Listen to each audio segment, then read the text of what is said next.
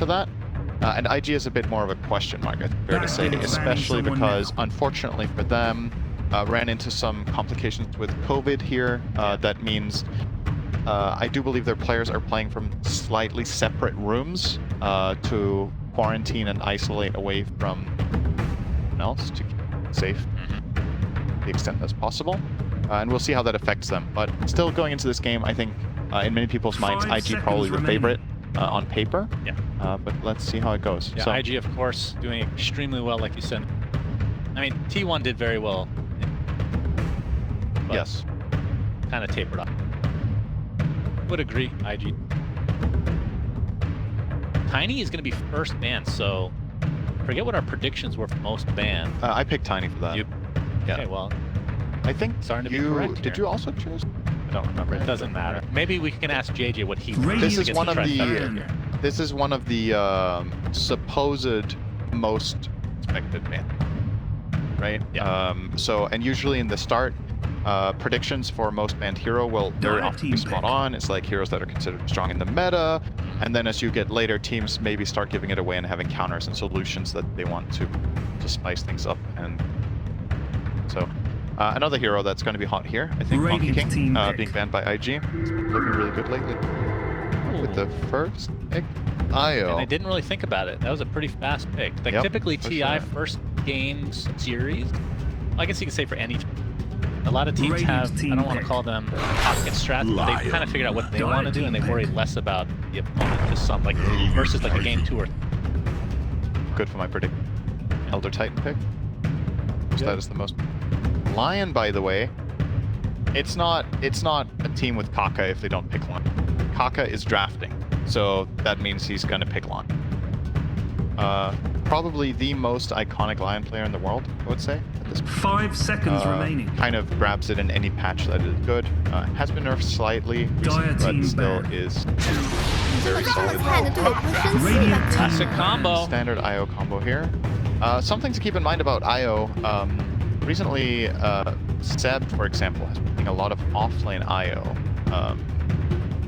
There is the possibility, if that is a meta thing that teams are playing in their scrims and it's not just OG, that IO could be not even paired with Gyro here in lane, but that they connect later in the game and you hit better mech locket timing by putting it on core. And let's say Gyro gets his first major item, Ags or something like that, and then at that time with a support IO, maybe you have one of the 2 items, but if it's a core IO, you have both, and maybe you're on your way to even very item that's you for the Gyro. So maybe that's the kind of strategy. Alright, syndereN, I'm gonna throw a curveball at him. The green team's banning someone now. Lifesteal or Axe? No, not a thing. Do you think there's any possibility Gyro could? Yes. Like this would be a perfect flex in a situation like this because IG are assuming this is a Gyro, and then you don't ban any position. You really want it. That would be very definitely. I think this opening is 5 seconds remaining. Because Gyro can be played 5, technically be played mid if you do want to do that, and with IO having this potential new role at least in core position, both of these heroes could play in lanes. Very, very flexible. So here's the Venge ban. This is a hero I think we're going to be seeing a lot of bans in the second phase. Maybe it will creep up in priority to first phase later down the line.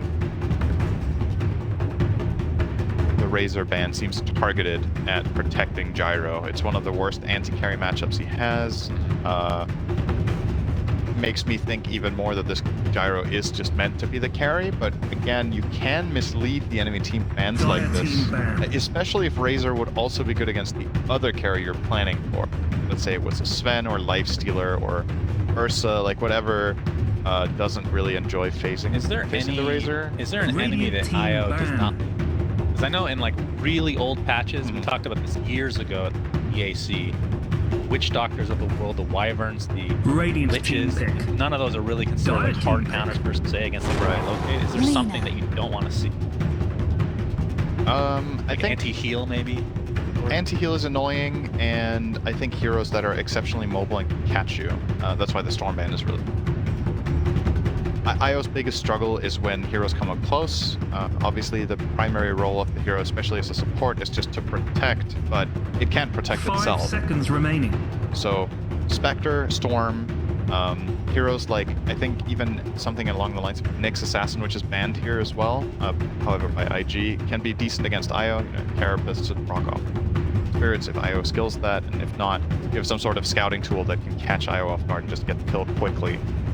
Bursting IO is extremely impactful because it's not just that the hero gets killed, but you deny all the healing that would go on your primary target that you just can't go for because IO is there, right?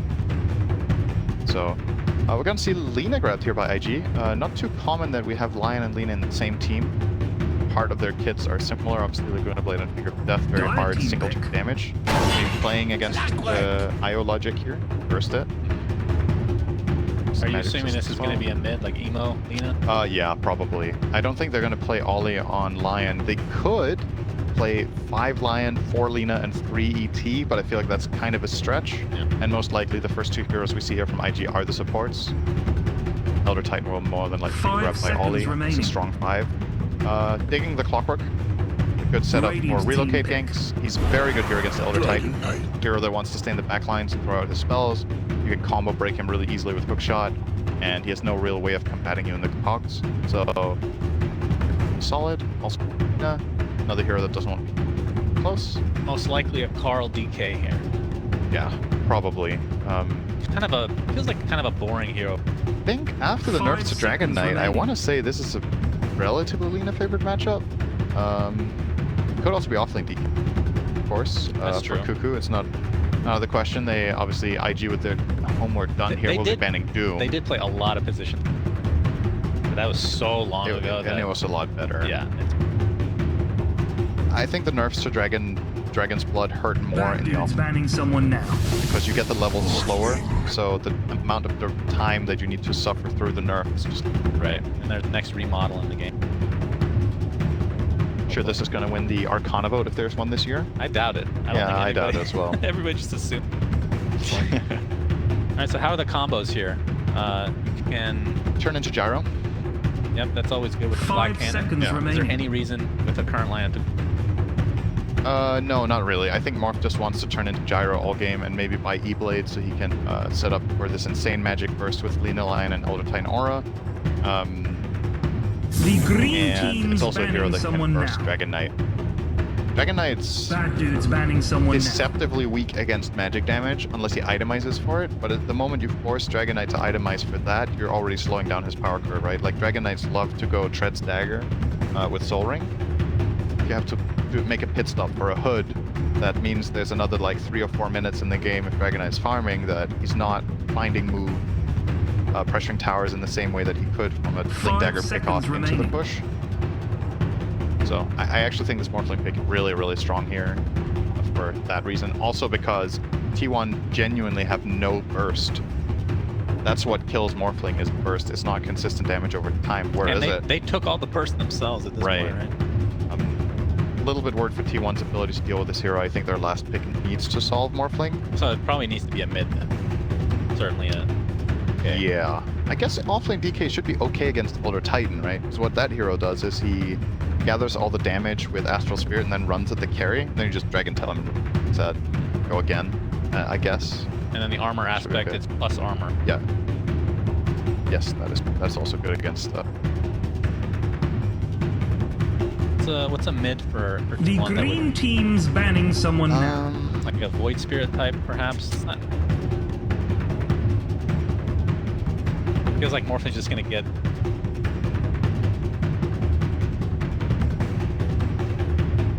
Yeah. I think Pugna could be a thing. Really? Oh man. It has a lot of spell burst against Morph. It has the ward against Lina Lion ET. They, especially Lina Lion, really have high mana. It gives you the ability to push towers together with Dragon Knight. It's kind of hard commitment, but I honestly would like to see T1 not try to play a long game here, because I think if you go late, you're playing into ET more for these heroes. It's tough. I think Gyro will lose his armor when he gets harmed. is just going to get blown apart, probably. So a timing mid-game focused lineup with the IO, I think, will be really strong. Get the mech and/or lock it, and then you have heroes that push. Looks like IG are anticipating Dragon Knight mid, though. They're banning Darkseer, which is almost exclusively played in the offlane.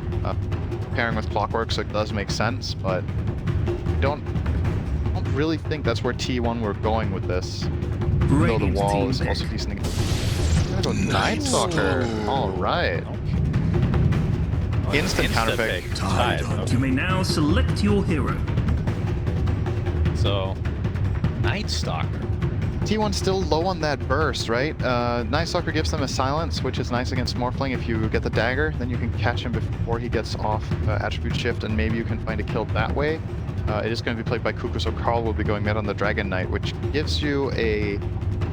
I still think a kind of rough matchup. I'm curious to see how it actually plays out. This last big tide, I like it. I like what IG is bringing here for the first game. It looks very stable. T1 needs to play a little bit more explosive in the mid game. Use the relocate and Night Stalker, find hook shots. I love Whitemon's Clockwork though, I've got to say. I really like to see when 5-position Clockworks understand that dying is a part of the game on that They're hero. used to that one. That is seriously what Clockwork 5 does. He goes in, he sets up the fight, and if you die thinking key spells, that is the best you can have. So I really like how self-sacrificial playing this hero when he plays it. And I think in this game, you look at the IG lineup, somebody's going to die. There is so much instinct that you kind of need to combo break and split up the fight. Clockwork here, so your other heroes have a little bit of drive. So exciting stuff. I like both drafts, but I gotta favor IG slightly at least. Ability here. I mean, it feels like a lot of pressure on Cuckoo. Yeah. Like, IO can take 20, or Zephyr can take 23 Savage, and he can set it up with Crippling Fear against Morph. Yeah, the key timings for T1 are, I think, Blink Daggers, right? Dagger and Dragon Knight, and Dagger and Night Stalker, because those are the two things that enable them to relocate. Except Hookshot, but Hookshot doesn't kill Morph. So, like, you Hookshot Morphling, it's a 1.5 second stun, he starts attribute shift, your relocate isn't kill at all. So, I think the ease of execution here really, for T1, comes down to when the daggers come into play. If they get the daggers late because their lanes go poorly, I'm afraid that they're just going to get overpowered. Let's see what the lanes are going to be set first. Like, the obvious lanes here will obviously be IO Gyro safe lane, and then off lane with Clockwork Night Stalker. Or sorry, not it would be Clockwork. It would probably be Clockwork Gyro actually in the safe lane. And then IO Night Stalker off lane and Dragon Knight mid. And for IG, we're probably looking at a mid Lina, ET5 together with Morphling, and then Lion Tide off lane. For now, with how the heroes are moving, it might just be completely default setup for both teams. If you're just joining us, welcome, friends, to Game 1 of the 2-game series. IG and group stage. They're finally here for Ti10, and they're very, very excited. And IG is posturing, but now, ever since they made this change to the game where it's nighttime, I think 2 seconds has been actually amazing. It's one of the 30 seconds. I don't know if it's overlooked per se, but it's been one of the underappreciated. Underappreciated. Not exactly. Underdog. It's an underdog change. This was a change that nobody thought would win.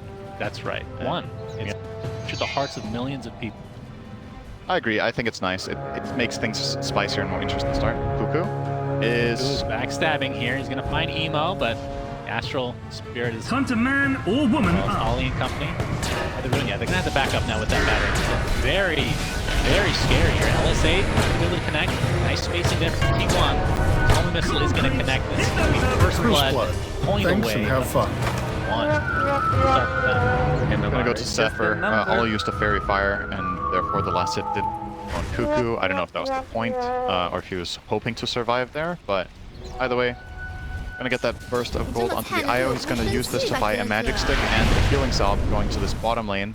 Magic Stick, pretty nice here. It's not amazing by any means, but you know, at least Elder Titan will be throwing out these Astral Spirits pretty consistently, so you get those stick charges and eventually more like maybe skilling Adaptive Strike. Ollie just try to trade aggressively here. You fought and died. Very curious about it. Goes. Yeah, we got DK versus Lina, the classic matchup where Lina should win. I mean, how much was nerfed in the passive? So it went from 4, 8, 12, 16 region to 3, 6, 9, 12. Yeah. So it's just worse on every level by 1. Or, by 1, 2, 3, 4, right? Yeah. And what Dragon Knights would usually do in the mid lane was that they would go either 1, 0, 2 or 0, 1, 2. So they would get the Dragon Blood up to the 8 region really fast. And having that 2-less region matters a lot when you're playing in the lane against a high hero. First Blood, pretty straightforward. Clockwork is one of those heroes. He is very good at level 1 fights that are not a cluster. If you catch one hero off guard, it's like it's the highest damage spell in the game on level 1. So you get the full value out of battery result. Very strong. Carl mid, a little bit behind the CS, which is expected here. DK mid in this meta, right? Well, I didn't know that based on what we know so far. Not a hero that can really just flash build, right? Like Lina will push the wave, go to the jungle, get a bunch of XP and build it that way. Yeah. You have to expect a better start to a decent. So far, it's a tie. It is 2 minutes. It's like 6-7 minutes. Yeah, I do think eventually Lina will overpower her, but what you're seeing Carl do here is that he's killing the stun level 1, and he's just going to stun the Lina to get CS, basically. He's ensuring creeps in whatever way possible. You're seeing the harassment starting to mount here. He's just constantly, relentlessly just hitting him. Like, Dragon Knight can't do anything about this except, playing defensively with his Dragon Blood. But again, with that being nerfed, I think we're already looking at a healing salve being sent out. No, Ring of Protection tangos. Carl. Take the water rune. And he's not even getting this water rune for much value for himself. He's getting it so that Lina doesn't get too far. Right. Water rune is just really weak now after the nerfs. Carl is getting bullied again. But we're talking a lot about this mid lane, but honestly, IG is dominating the other 2 lanes harder. Morphling is having a totally free game here. He's 17-2 against the Night Stalkers 9-1. And the top lane Tidehunter as well, 14-3 against Gyros, 10-4. So IG just off to a better start in all 3 lanes. Yeah. You were talking about how important it is for T1 to get up. They're not necessarily better, but they need to hit the timings, I think, of daggers. Okay, so basically that dagger timing kicks in. I think gear. I think Like, so, if this were to yeah. go late game, would you, regardless of how the game is... I really like the Radiant lineup. Powerful. Elder Titan is always one of these late game X Factor heroes. Ooh. Beating the crap out of Cuckoo there. Perfectly normal damage for There's a beast in lane. Stacks coming out here from Kaka in the triangle. I think he's only going to get the big camp here. Not able to get both that and the Ancients. Don't even know if he wants to stack Ancients here, actually. How much impact has the nerfs to stack made? Based on what you said. Some, but I think primarily the heroes that were really quick ramp up heroes, like Sven, TA, probably the ones that got hit the hardest. But so continuing to get chased here by Ollie, who's taking just chip damage. It is just an IO attacking him. Feels like those attacks should heal, honestly. How they look. A wisp after all. Still very, very well for him. Damage on the 23 Savage in the meantime, like you talked about, 15-5, and if you compare it to the position 1 IG, Get off my lawn! that is a big. yeah, I think what you're going to be looking at for T1 here is you probably know that the lanes aren't going particularly well when you just think about standard CS on these heroes at these minute mark. Bottom lane. Bit of a trade-off. Ollie will be fine though. They're bullying Fly here, which is really important. If you're laning against Morphling and you can somehow lay into him, he has the Morbid Mask and obviously wants to go and hit creeps, but all the time they push him back like this. They're just controlling the flow of the farm. That's nice. But yeah, what I was going to say is I think T1 is aware of the situation that they're in. They're going to take some time to wait. I don't think they're going to get this. They're going to try to get to their daggers, pretty sure. This first nighttime is unlikely to really bear a lot of fruit. He's going to have a better time laning at least. He will get more farm now that he is sure, but the kill potential I think isn't really there just yet. Very reliant on relocate for the Dragon Knight to show up. Yeah, nice stun there, and that's going to set up... oh, actually, Zephyr is into this bottom room. Might have to take it himself. Nobody in mid gets the room. Don't get wet. Bounties are available at each respective spot. So.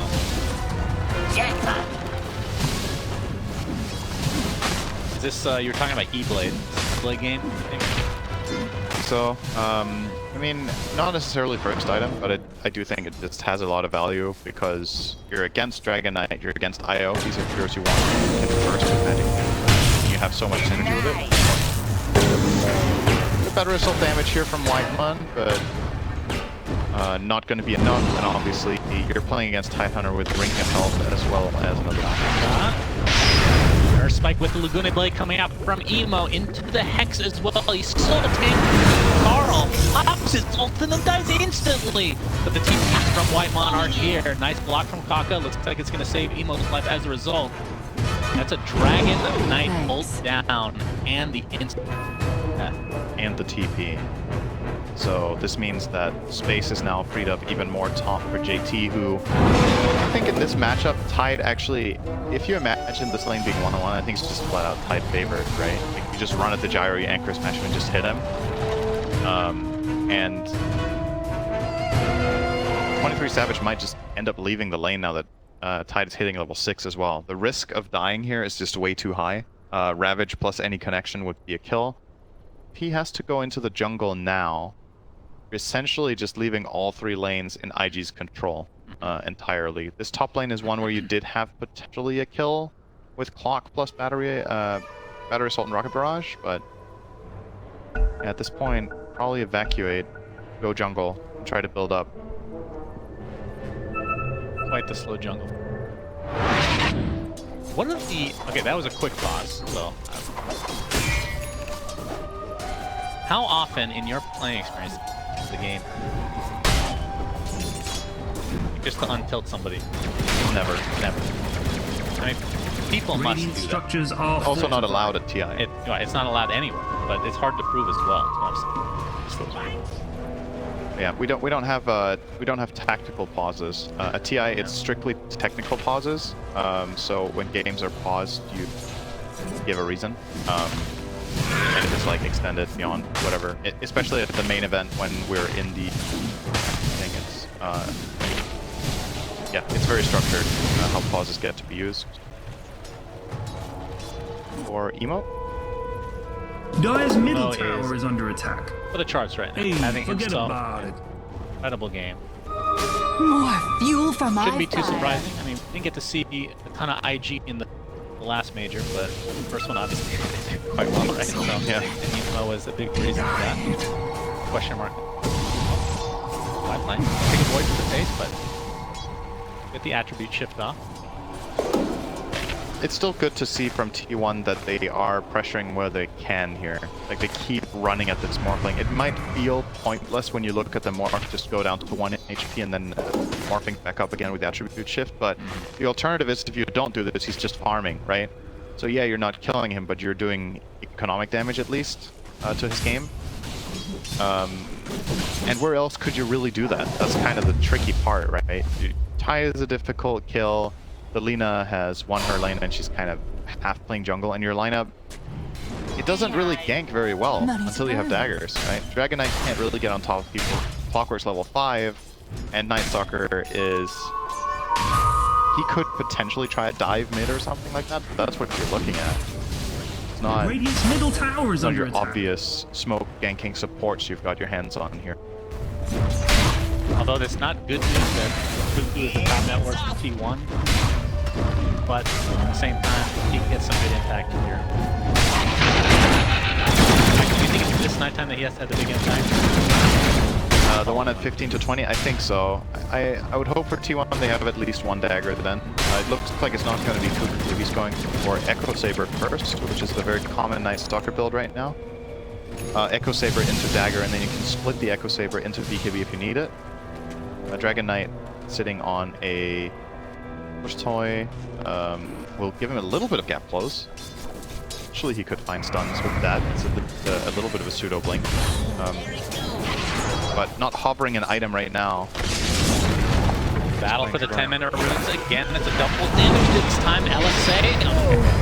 Gonna get the runes delayed off onto the White Mom, but the heals from Zephyr come through. Being a wasted ult.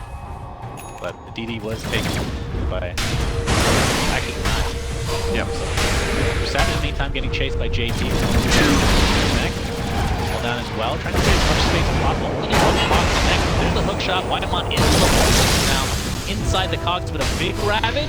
Definitely going to at least get a heal for himself before he makes his way to the grave, but negative. He would die and ravage something. Very important for Whitemon to show up there.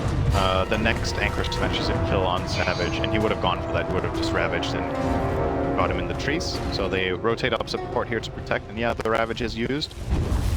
At the very least, the silver lining there for JT is that he comes with a 3-man rotation while the midway is pushed by a siege creep. So T1 kind of needs to put out some fires across the map right now, and now that their Clockwork as well as the IO are in the top half, IG seem relatively confident with doing this, knowing that there's no hook shot to catch their Lina, who also has a tumbler toy.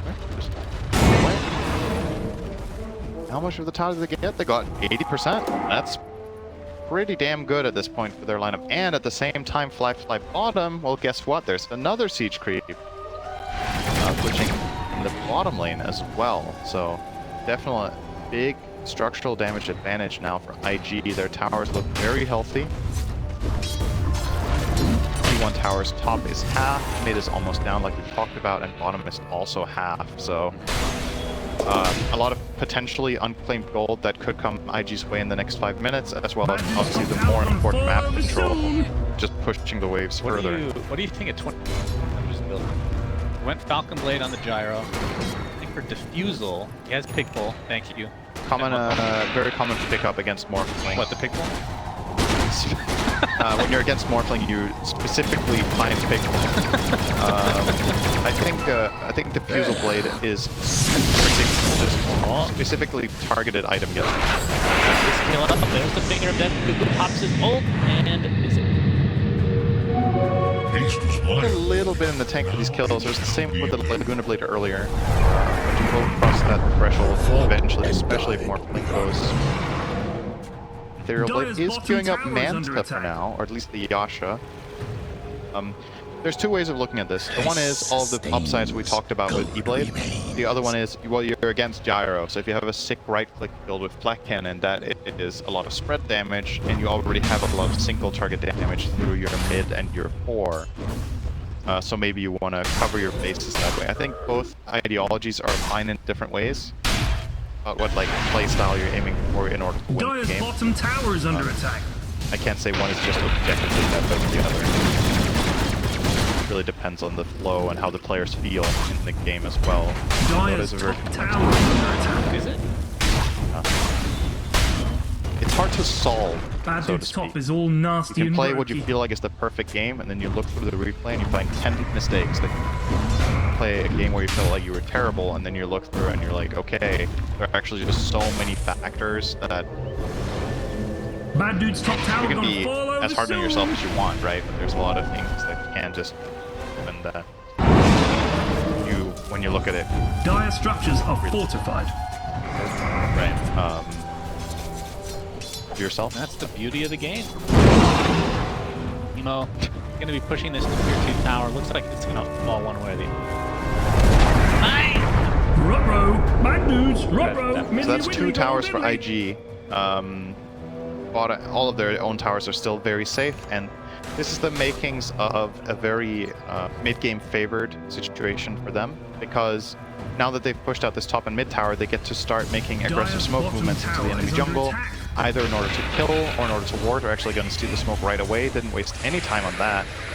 With these towers down, they're going to smoke 3-man behind Emo, maybe rotating to bottom, which would be a very unexpected play. I don't want to go on Whitemon anyway. They don't want to waste their smoke on a position 5, so maybe this one just ends up being used to place a ward. Kaka doesn't have one though. It's only on Ollie. Kaka is leading here. They see Cuckoo. They see him. They pick him. Pretty good kill. Smoke breaks. White farm. A little bit too long of a duration there. Wait, actually, it didn't run out. It didn't go too close. I thought so. Oh, it was clockworking with his. Clock came close enough. Okay, so he broke line, and they just called off the play. There's the blink dagger you were talking about. Initiation after. Yo, green dudes, something bad is happening. Is that enough to start fights, or does Gyro need a little? He went like obviously the defusel's good, but Dragon Knight Blink Dagger is always enough to start fights. It's about finding the right opportunities where you don't get counterplayed too hard, right? You're still, even with the dagger, you're playing against Elder Titan Stomp, you're playing against Ravage, which is really scary, and speaking of dagger, JT is only 400 away from his on the Tide, which makes it very easy counter-initiate on relocates, counter-initiate on the Dragon Knight when he goes in. So yes, the plays are available, but you need to be very selective and ideally have some sort of a map read where you see 1 or 2 heroes that are not able to connect to the fight, so you can take a numbers advantage. The problem is, once again, you're behind on towers, so finding that man advantage and the information is just inherently harder for the Dire team in this spot, but they are going to look for it here with... Yeah. From a T1's perspective, it's a little bit of a shame that they're structural damage. I just realized we have 3 kills in 50. It's been a bit of a slow game. I mean, this is the first game. I'm not surprised at all. That is very slow. If you don't watch a lot of Dota, this is very uncommon. This is League of Legends. It is very uncommon to have this few kills. In Dota, yeah. Yes. Yes, specifically. I'm sorry for talking about the game that we're actually watching here. In Dota, yes. Absolutely. Money to burn. Blink Dagger now online for JT is being delivered, so... Top ends up being like only a minute and a half difference. The offlane and the mid. Exactly.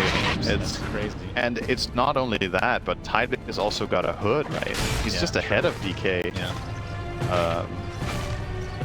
And that was the thing we talked about. Dragon Knight doesn't really want to do that pit stop for the hood, so he didn't. But Tide doesn't mind at all. Kind of game, especially with the start he's had. So the smokes haven't really borne any fruit for either team. Nobody got a ward out, even, I believe, with their smoke. Maybe actually this one between the mid tier 1 and tier 2 tower for T1, I do think was off the back of a smoke. It's very hard to get this one in without that. But they don't seem to be able to convert this ward into a mid move, which is what they want. They want to catch the tower. They're going to get a hook shot top though. Ward for now. Emo gets off.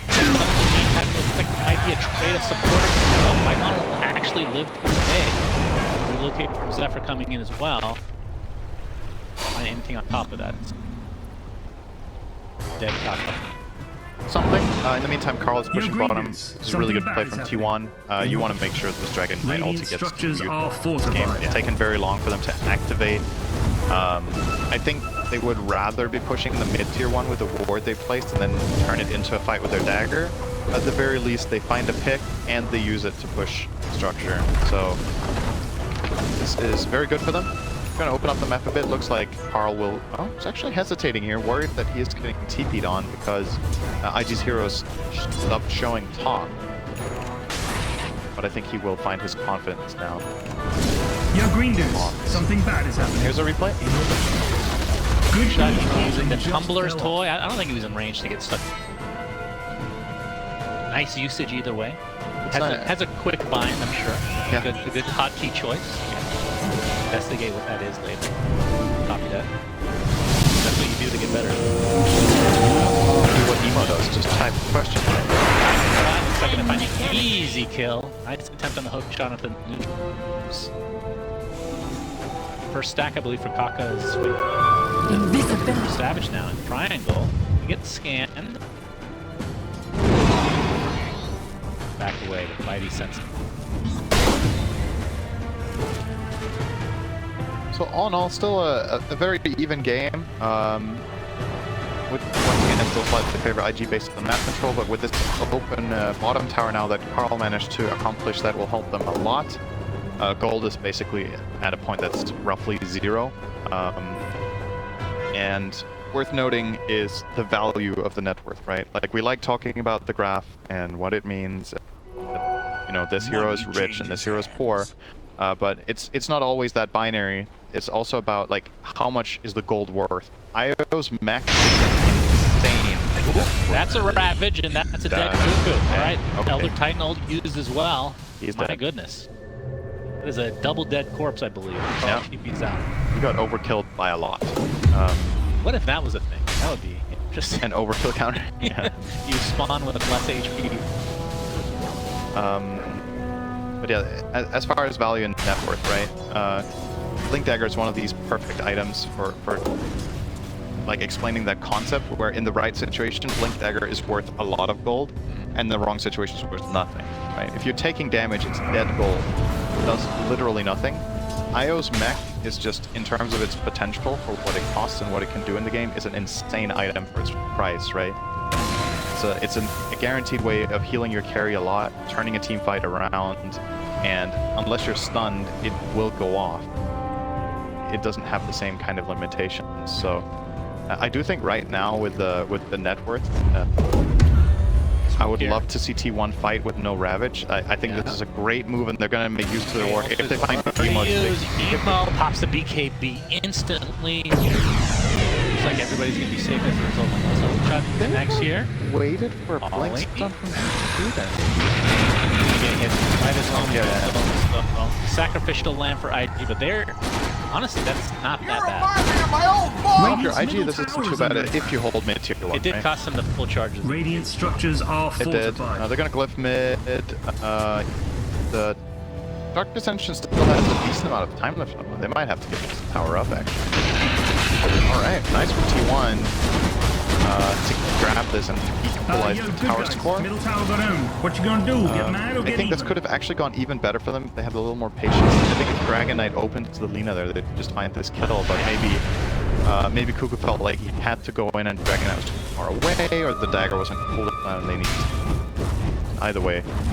Dire's Do you top think tower he's is fast under enough attack. to pop BKB if a Dragon Knight who's already ulted sinks in and there's that little projectile? He was DK ulted already. For that smoke. Yes. It's almost Yeah. inhuman reactions. Why didn't you? If you have no, yeah. Smoke again, this time IG, but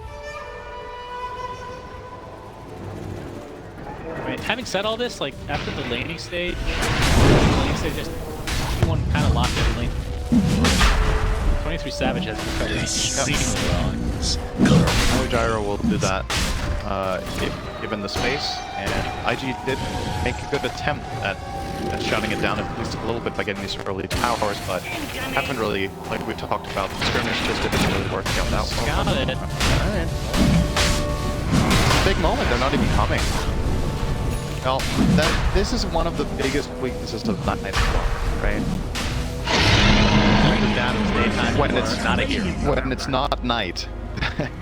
That is, it's pretty bad, right? So, good reads from both teams, right? Essentially, the trade-off here is the mid-tier 1 for the Aegis. That's what happened. They knew there was no Ravage, so they made their move. And then IG knows there's no Darkness or no Dark Ascension, so they made their move. And both moves are successful. Now, what are you going to use this Aegis for? So we did see Fly go for the E-Blade. He did follow through and only get the value Yasha and actually queuing up BKB. His burst now is nasty. Oh, boy, they're gonna hex 23 Savage right off the finger of death to follow, and Zephyr trying to Something just save, but it's not to be. Death as well, so very nice smoke Radiant tank structures after are the Roche was fortified. taken from IG. They didn't even eat like Yeah, they didn't do. I mean, they didn't spend that Middle much. tower. they used like 2/3 of their damage. Green Dude's top thing is about to get I knocked thought it out. was ages for Flyfly Dire instead of structures are fortified. because you can argue either way, I'm sure. Dire's middle Right, tower is under attack. Yeah, I'm not sure why they chose on the morph. I personally green like is it from something Lina bad is here as happening. well because she's a little bit more susceptible to getting killed. Perhaps the logic is by putting the Aegis on morph, we can go and hit towers, right? We can push. If they do want to jump our morphling with Night Stalk plus playing Dragon Knight Stun, they can kill him one time, but they can't do it twice. So that way maybe. But in the same vein, though, you could do that with Lina too, right? She's not a bad pushing hero once you have a couple of items like this. It's worth 200 with insane attack speed. So I wouldn't mind either way. Now with the Shadow Blade, does she actually go for Silver Edge here? Bad Dude's top tower gonna fall over soon. Good again. Visibility. See it? Very popular item right now. Yep. The up-and-comers, for sure. Flyfly now, still with that Aegis, obviously. Hitting this tier 2 tower. See what T1 wants to do. They have 3 initiation from Carl. Damage to actually blow up Flyfly now. That's attribute shift off. Taco jumps into the field. Now they can counter it. Emo, BKB, Dominating for right off the bat. Hello, this is Gabe Newell. 2-for-1 exchange. Thanks for playing now. Dota 2. We're staffed to Double safety. kill. Reset here for IG. We'll have that Very good Ravage. Cuckoo obviously unable to BKB. He was caught by the Lion Stun. They BKB on the Gyro only, so it was a 4-man Ravage. Dragon Knight didn't get his off. They take an okay-ish fight. Honestly, not really a travesty for T1 either. They end up not losing their tower in all of this. So that could have gone way worse. But Aegis still intact. Lifeline, and you would imagine the next IG will be with their next Ravage in 100 seconds. They will have, how long on the Aegis? 30 seconds. So there is a small window. Take another massively favored fight with that second life on more, and he'll probably have the BKB for that. Carl, he gets off the stun. We got Io coming in as well. We got Emo. They have the vision. Hook shot. That's going to be an easy kill. Very nicely layered there for T1. Really sneaky gank, if you will. That's 60 seconds. Essentially, you're deleting that from the age. Yep, that's true. That should... See a replay here. There's that big old Ravage. KB's AG. Notice the Morphling's mana and all of this, right? That's the diffusal from Gyro at work. Something Really bad is happening. In your box. forcing him out of the fight. Really do much. They're gonna be hungry for more moves with this Nina Dire's dead. top tower Really good to is see one just Why is this so keep bloody putting on the difficult? pressure when you have the man advantage. Your lineup is very snowbally in nature, and what it can do when it's ahead, all they're gonna get for their trouble is the outpost. Like he made the read and got out. That was without the Ags on Ravage, so now that he has that double attack, Yeah, that's essentially. definitely gonna gonna help a lot. Even more. I think still, if you're IG now, I feel like this is a perfect timing to go smoke. Lina has boots of travel, so she can likely connect to your play if you make it in the right spot. And that way you get value out of your Aegis that has 50 seconds left and the Ravage coming up in 25. It's like this narrow timing of 20 seconds where you could find the dream fight. She could TP mid as well. They're very, very close to BKB on Morphling though. So maybe you want to wait for that. I don't know if that's better than an Aegis. I mean, if you're T1, you have to know. Timer. Yeah. Please here. They should know that there's this small time. It's only a 2K network thing for IG, so. It is. Mostly on the back of Yeah. 5-man smoke, so yeah, they're timing this pretty on the dot here. Get on! Aegis getting seconds. They will be unaware about the BKB though, and that could catch them really off guard. They need to be careful how they jump Fly, because if it's just the Night Stalker starting again, they might catch him here though. Right. Fly in the river. They're too Savage. far. They don't have vision. The heroes are on the other side. Position. Yeah, they were looking at the bottom half with the Night Stalker and Dragon I Knight. want to go with a white on option for a switch shot. They go for high ground stock that's getting picked up by Kuku. There's a BKB with the flinker. Looks like they're cleaning up the lines very easily. On the fly potential. On the backside. Dragon BKB now dissipated. The E-Blade. Now getting back onto Emo with the top. Pushing back and pointing. Two Savage doing a lot of damage. Save for example, look at the HP region there, but it's not going to be enough to save him. Emo able to shadow blade out to safety. Some way, somehow lives. Double kill for Fly now as he continues just destroying kids left and right. That was extremely close to having a decent fight for T1 if Emo dies there. There wasn't much, they didn't need much more there, just a tiny little bit. Of course, an issue that they are facing with their lineup, you're going to see the replay here. Kuku has good single target damage on Night Stalker, right? But he uses everything for the lion kill. So now that they want to go for a core kill, Kuku can't connect here. He's getting zoned off by the Morphling. And once this fight breaks out down here, he can't ever really reconnect back in, right? And he finally gets in after another 10 seconds, just gets Laguna and dies on the spot. So obviously Gyrocopter as a carry offers insane team fight damage, but the single target damage is not that good, especially against BKB heroes. And with Night Stalker having used everything he had in the tank for the Lion to open up with, they couldn't finish off the Emo Lina in time. And a well-structured fight again there for IG. Fly turning into Savage as well. Even the Rocket Rush. Yep. Here's the line buyback, at the very least. That's the good news here for T1. It gives them a clear path into the next fight. The Lion, you have that man advantage guaranteed. And I do think they should do what they did again. If they can find Night Stalker an opening on Kaka, it is a super high impact play. Ravage unexpended there, by the way. Noting, I think it wasn't.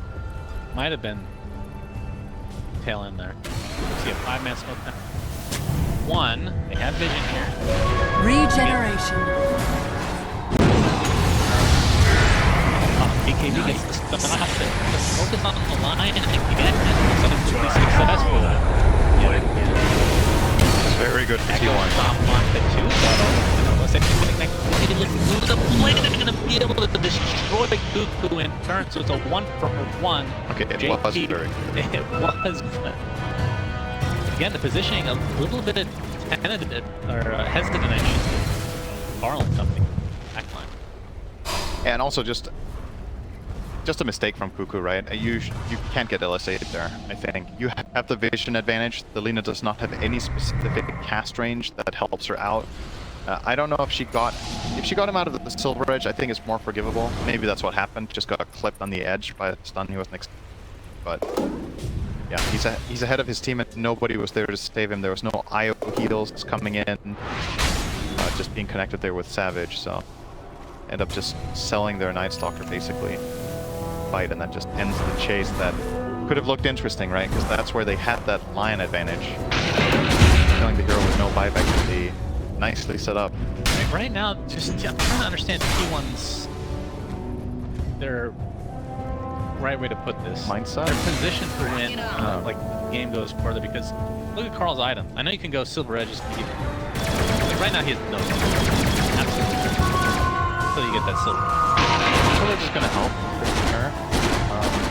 Like right now in these fights, they have one hero to do it. It's kind of an issue. Boom! There it goes. Yeah, Night Stalker can still perform that function, as long as his BKB lasts. 8 seconds currently. So I don't think damage is an overwhelming concern right now, but I think somewhere down the line, if Cuckoo and Carl don't start getting some big damage, it will definitely. There's smoke going. Boom, there it goes. Reg is officially online. Mindbreaker in his backpack tech.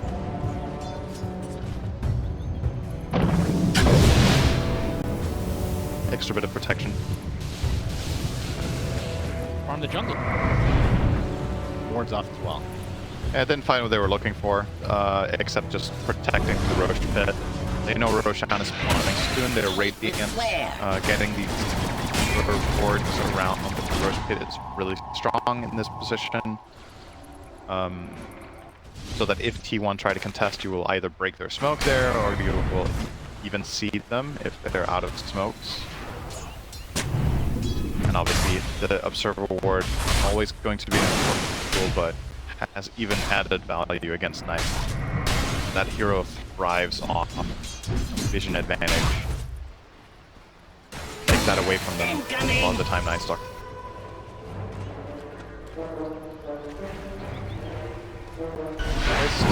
Roshan spawns in 40 seconds. They obviously do not know this. Something bad is happening. But they can narrow it down, right? The timer now is approaching the later portion of his respawn.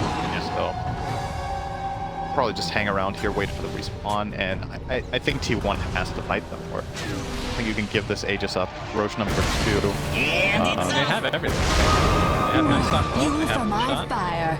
Get vision constantly with this run. Shard 2.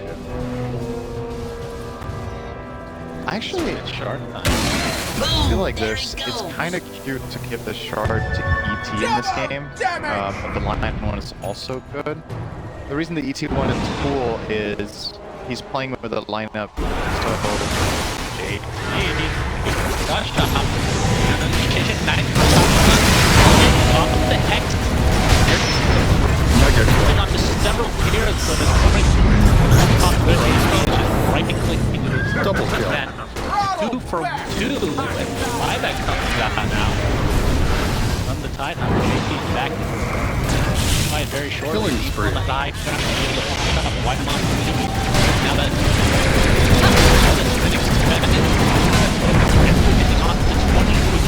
that is going to get destroyed. Cuckoo with very little HP. Looks like he'll get out, but this likely means a 3 Roche for IG. it's bad news for T1 when you lose a fight where your Gyro has safe 10 against ED. But look at the damage, right? Like the damage numbers. Gyro did everything. Nobody else even seemingly got anything off. Carl just got blasted, did 95 damage total. I don't even know how that's possible with Dragon Knight. Maybe he hit a Dragon Tail. Probably what it was, right? Just got annihilated. You're gonna see here in the replay, right? So they catched him as the opener, blasts him immediately to take him out. Morph turns into a Gyro, goes for the flak cannon hits. And Cuckoo lucky to survive there as well on that, and will obviously reset out here. Trying to like poke and prod at Emo, but just set and survive. Cuckoo will be the lone survivor flying away. So huge lead now going the way of IG, 9k Aegis. Alright, let's talk about Shard. Right? They gave the shard to... Flyfly has it in his backpack. He's not going to use it. So, okay, so here's why I think it could be cool on ET here is... They don't have any crazy shards.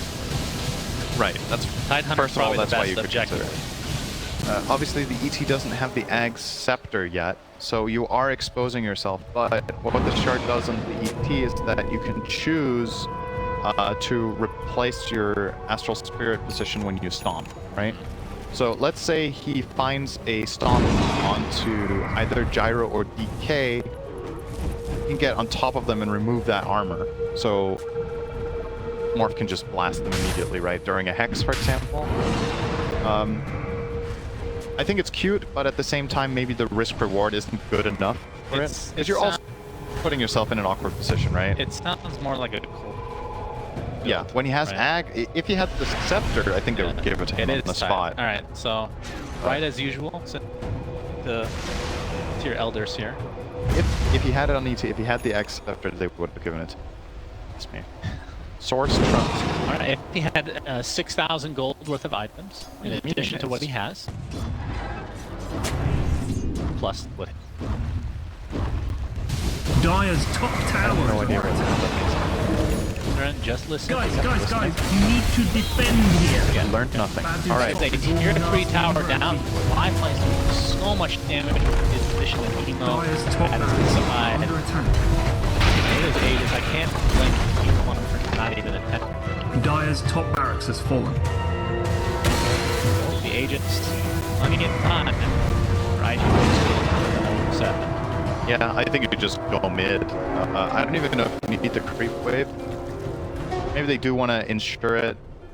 Safe here. Yeah, they have time. Aegis with 2.5 minutes is more than enough to push out the mid wave and go next. So they're going to take it nice and easy. Yeah, the anchor smash shard, which we should mention, to do this every cap. So right. When people complain. But actually, no, I'm not. You get the extra damage on anchor smash, and it does damage. Even more pushing potential. Yeah. The line that they have, it's not needed, but it's nice to have. Yeah, I guess that's why Fly was hanging on to for so long. They were like, man, none of our shards feel amazing. Which one is least bad? Yeah, Lena's is really weird. I mean, Lion's is pretty good. I think you could have given it to Lion. Honestly, I think the Lion one would have been better time.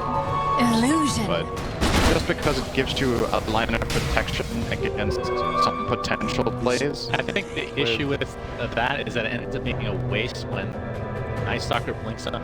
Mad dudes, middle tower, everyone, go now! Let's go Scepter for that at least. So we can outlive that and then maybe monitor in the follow-up. So the Void is just going to do like 800 damage.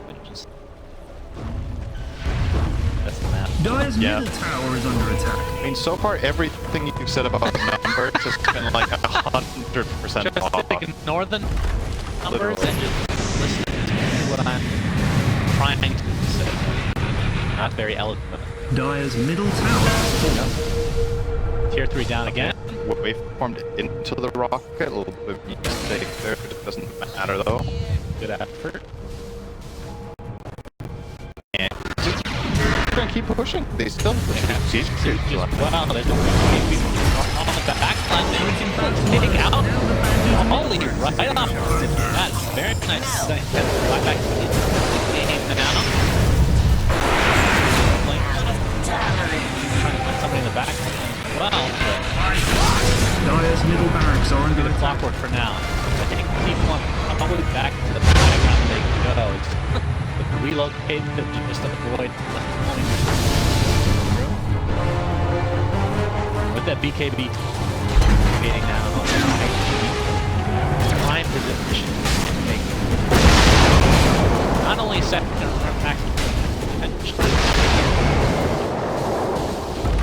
I know the relocate's coming back. Nice stomp bad timing dudes, there. Chuck liver for never There's the Ravish to follow it up. That was, like as they say, wicked sick. Easy going on the 23 Savage. He does have buyback though. Carl's gonna get connected. Dire's middle barracks has fallen. There. Gonna go on him. The jump.